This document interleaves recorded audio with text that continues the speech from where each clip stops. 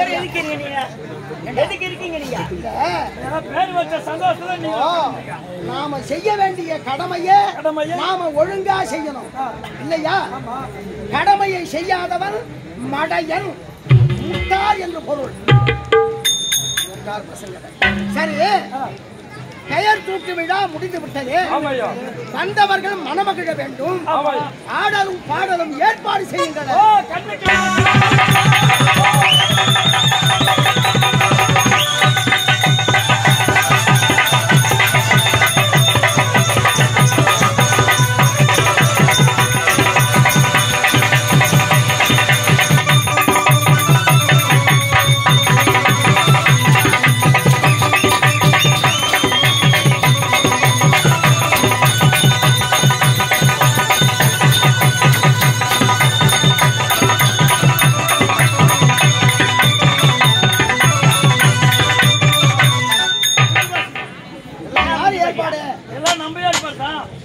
அவர்களுக்கு நீதான் நட்டுவம் கற்றுக் கொடுத்ததா?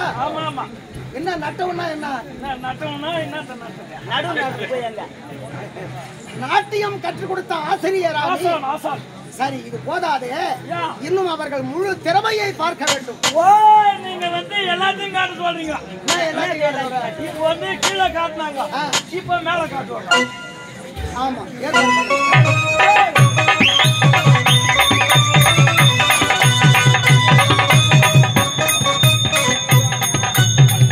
வணக்கம் அண்ணா. மகாராணி வணக்கம். வணக்கம் தாத்தா. வணக்க பெரியவரே. இல்ல திட்டமான வர ஆளா பார்த்து எடை போடாத. விபகாரம் முக்கியம். உங்களை எல்லாம் ஏற்றுமா கூட்டிட்டு வயதில் முதிர்ந்தவரே என்று அழைத்தா. ஆமா, இப்ப நாங்க தடி எடுத்து ஆடி நடக்கிறோம். ஆமா, இப்ப எதை கூப்பிட்டா ஏன் கூப்பிட்டா? எல்லாம் அதுக்கு தான் கூப்பிட்டேன். அதுக்குதான் ரெடியா இருப்பேன். இந்த சபையில இந்த குழந்தைகள் பிறந்த நாள் விழாவை முன்னிட்டு நீங்க பாடத்து எங்களது ஆடணும். உடம்ப கட்டையிலே அடிப்பேன்.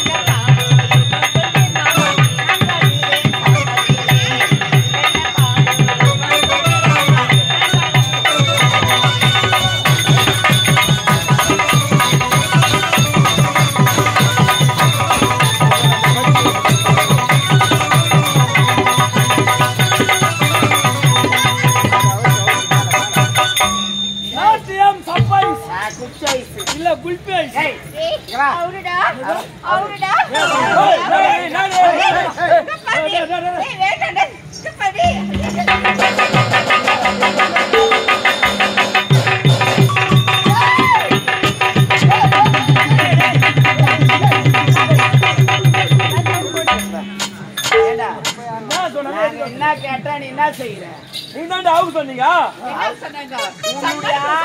சொல்லப்பா. நாங்க நாட்டி மாடு நல்லவா அதற்கு உண்டான பொன் பொருள் சன்மானம் ஊட்டி அவங்க சொன்னோம். அதானா அவங்களுடைய ஆம்பளை அவரு மொட்டையா சொன்னா பின்னாடி அதே ஆம்பளை மாதிரியே அவுக்குறியாடா. பின்ன பொட்டியா தாடா